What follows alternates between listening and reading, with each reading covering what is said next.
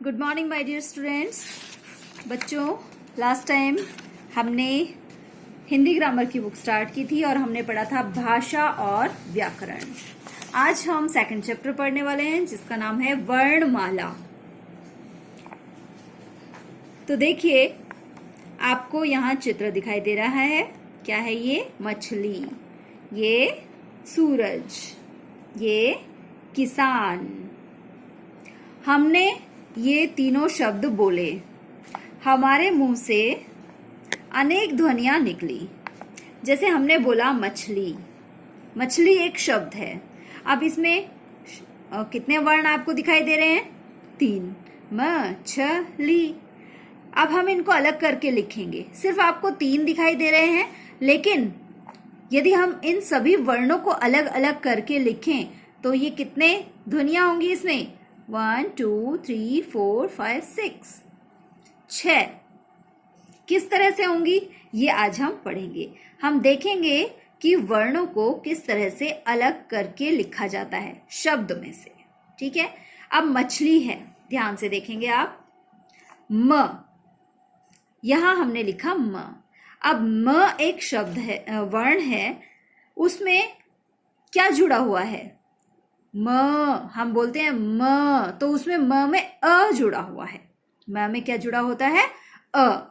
जो भी व्यंजन है, तो ये व्यंजन, इनमें स्वरों की सहायता ली जाती है इन्हें बोलने में। व्यंजन कभी भी बिना स्वरों की सहायता से नहीं बोले जाते। इसलिए म में कौन सा स्वर जुड़ा हुआ है? अ।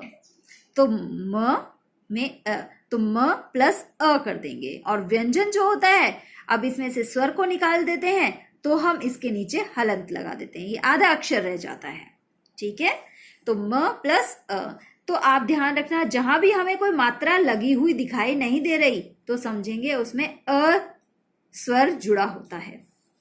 तो म प्लस अ। छ में भी हमें कोई मात्रा नहीं दिखाई दे रही तो हम लिखेंगे छ प्लस अ। ल में हमें साफ साफ ही दिखाई दे रहा है कि बड़ी ई की मात्रा है, तो ल प्लस बड़ी ई। ये कितने वर्ण हो गए यहाँ? 6 वर्ण। ठीक है, इस तरह से किसान, क प्लस छोटी ई, स प्लस आ, और न में कोई मात्रा नहीं दिख रही तो न प्लस अ, किसान। इस तरह से सूरज, स प्लस उ, बड़ा उ, र प्लस अ और ज प्लस अ, तो ये बन गया सूरज। अब ये जो हमने ध्वनियों को अलग किया है, अब इनके और टुकड़े नहीं किए जा सकते। इसके तो हमने टुकड़े कर दिए ये, लेकिन इसके और टुकड़े हम नहीं कर सकते। ये इस भाषा की सबसे छोटी छोटी ध्वनियां हैं, इसके और टुकड़े नहीं किए जा सकते। इनको ही हम क्या कहते हैं? वर्ण। क्या कहते हैं इन्हें हम? वर्ण। तो देखिए, वर्ण भाषा की सबसे छोटी इकाई है जिसके और टुकड़े नहीं किए जा सकते हैं। अब है वर्णमाला। वर्णों के व्यवस्थित और क्रमबद्ध समूह को वर्णमाला कहते हैं। वर्णों को हमने यहाँ बिल्कुल सेट करके लिखा हुआ है, मतलब किसके बाद किसका स्थान है उसको उसके स्थान पर ही रखा है। तो ये इस तरह से जब हम इन्हें व्यवस्थित करके रखते हैं तो ये वर्णमाला कहलाती है। वर्णमाला, आगे हम देखेंगे वर्ण के भेद।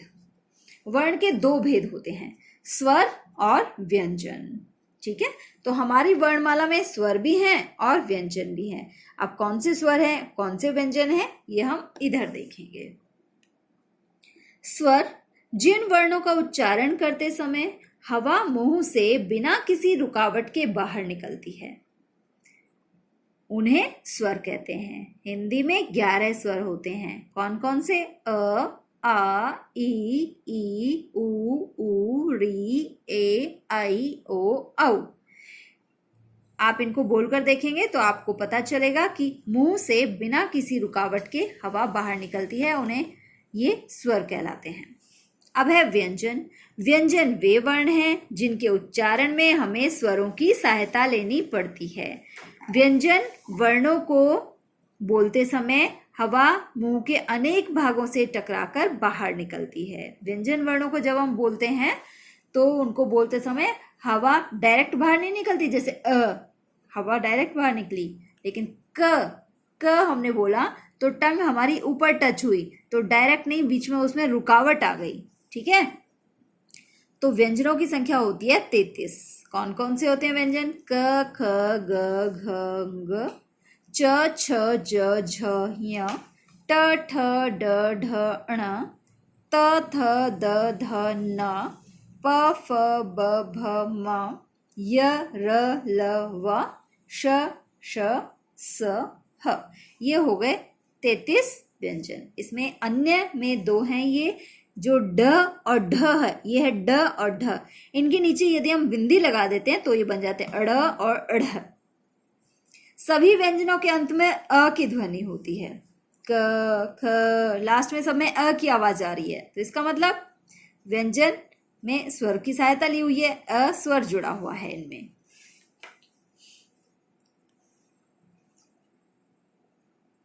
यदि व्यंजन अ के बिना लिखा जाता है तो उसके नीचे हलंत लगाते हैं। जैसे क, ये तो स्वर के साथ है क, अब क में से स्वर हटा देंगे तो क के नीचे हलंत लगा देंगे, क, ये बन गया क। ये पूरा हम इसे क नहीं बोलेंगे। ठीक है, अब इसके अतिरिक्त और भी वर्ण होते हैं, जैसे अंग और अह। इसे हम कहते हैं अयोग वह। अयोग वह में 2 वर्ण आते हैं, अंग अह। अंग को हम अनुस्वार कहते हैं। जब हम कोई वर्ण होता है उसके ऊपर बिंदी लगाते हैं तो इस बिंदी को हम अनुस्वार कहते हैं। इसका उच्चारण नाक के द्वारा होता है, यह स्वर के ऊपर लगता है, जैसे हंस, अंग, पंख, रंग, जंग आदि। अह को विसर्ग कहते हैं। इसका चिन्ह ये आगे 2 बिंदी है। इसका उच्चारण ह की तरह होता है। यह स्वर के बाद लगाया जाता है, जैसे प्रातः, अतः आदि। आगे देखिए, अनुनासिक। इसका उच्चारण नाक और गले के द्वारा होता है। इसका चिन्ह है चंद्र बिंदु। यह स्वर के ऊपर लगाया जाता है, जैसे आंख, दांत, मुंह, चांद आदि। अब है आगत ध्वनियां, अ, ज, फ आदि। ये ध्वनियां किसी और भाषा से हिंदी में आ गई हैं। ये हमारी हिंदी भाषा की नहीं है, किसी और भाषा से ली गई हैं, जिनका प्रयोग हिंदी में पूर्ण रूप से किया जाता है। हम हिंदी में इसका अच्छे से प्रयोग करते हैं, जैसे ऑफिस। अब यहां ये है आ के ऊपर ये हमने ये आगत ध्वनि लगा दी। ठीक है, तो इससे ओ की आवाज आती है, ओ। ऑफिस नहीं होता, ओ की नहीं आएगी, ओ की आएगी। ठीक है, ऑफिस। ट्रॉफी, जहर, ये तो वैसे तो ज होता है और ज के नीचे यहां बिंदी लग गई तो ये बन जाता है ज, जहर। फरियाद, फिक्र आदि। अन्य वर्ण ड और ढ के नीचे बिंदु लगाकर अड़ और ढ ध्वनियों का निर्माण किया गया है। ये व्यंजनों के रूप में प्रयोग किए जाते हैं, जैसे गाड़ी, पेड़ा, पेड़, पढ़ना, चढ़ना आदि। आगे हम देखेंगे संयुक्त व्यंजन। 2 व्यंजनों के मेल से बनने वाला व्यंजन संयुक्त व्यंजन कहलाता है। 2 वर्णों के मेल से, 2 व्यंजनों के मेल से बनने वाला व्यंजन। जैसे क, ये भी एक वर्ण है, श, ये भी एक वर्ण है। दोनों को मिला दिया तो बन गया क्ष। इसी तरह से त्र बना त र, ज य तो बना य, श र तो बना श्र।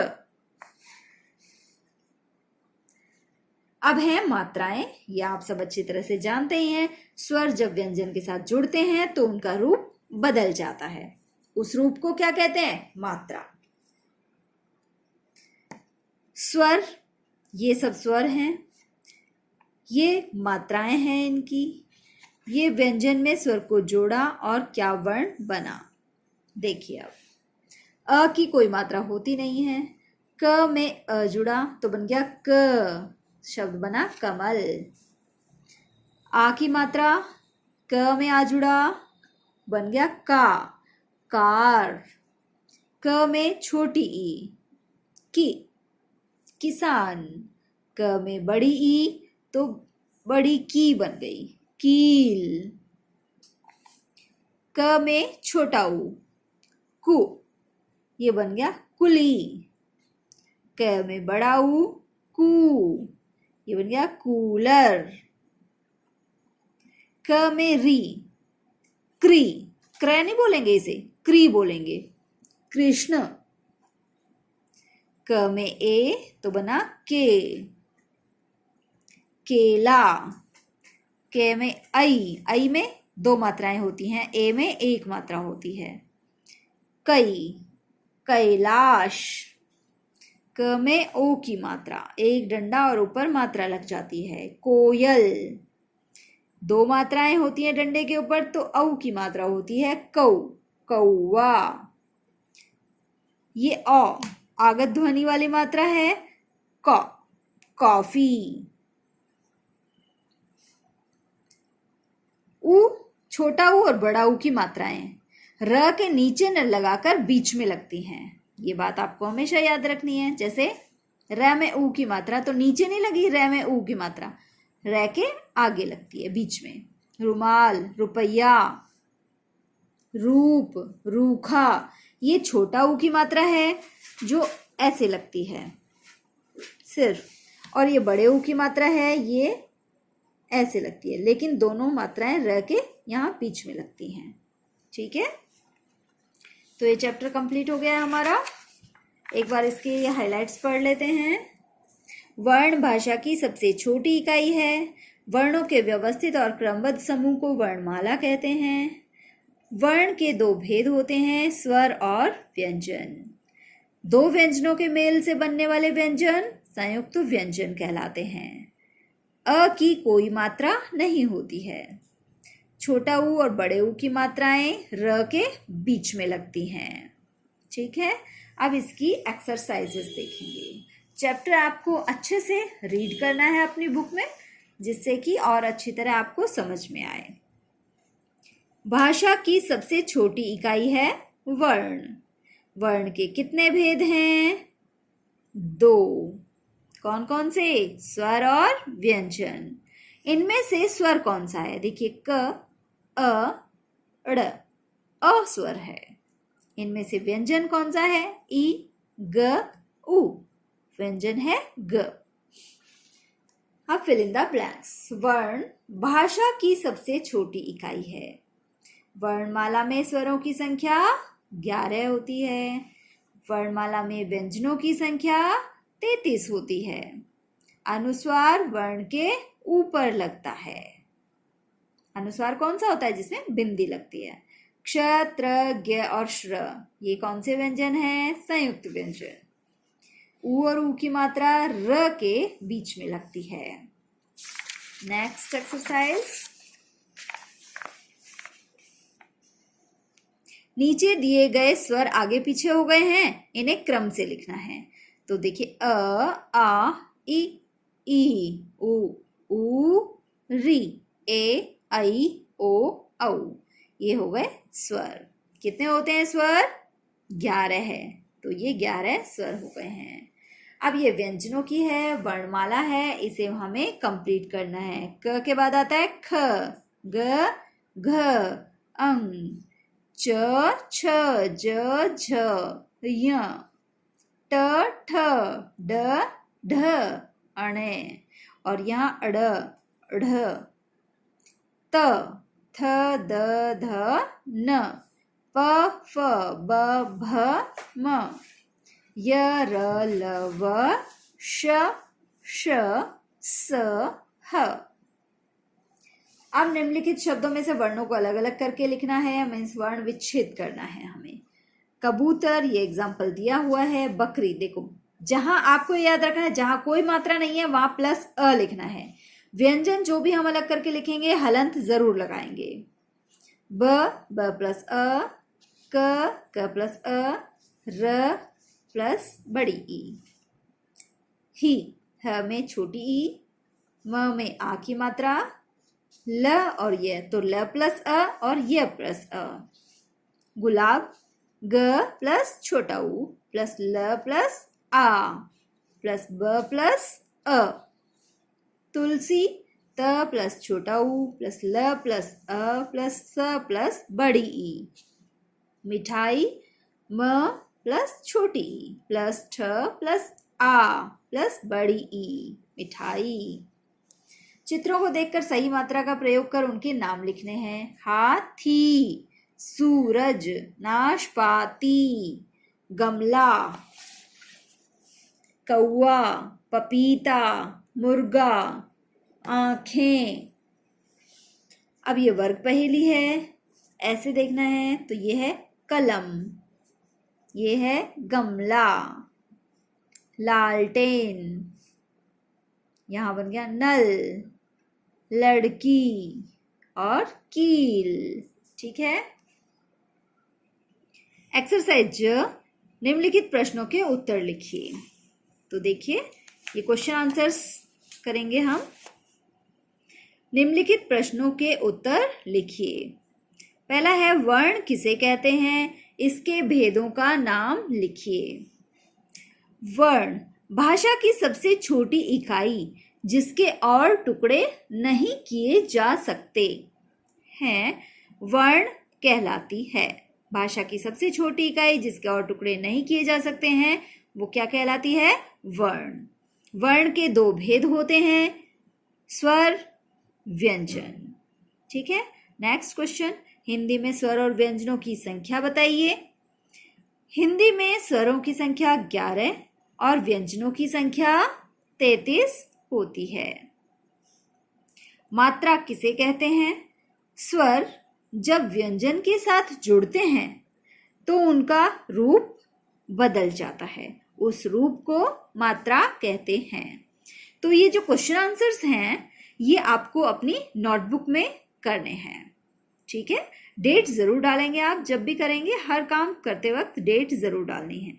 ये क्वेश्चन आंसर्स आपको अपनी नोटबुक में करने हैं, गुड हैंडराइटिंग में। और ये सारी एक्सरसाइजेज जो आज हमने की हैं ये आपको बुक में कंप्लीट करनी है। Thank you.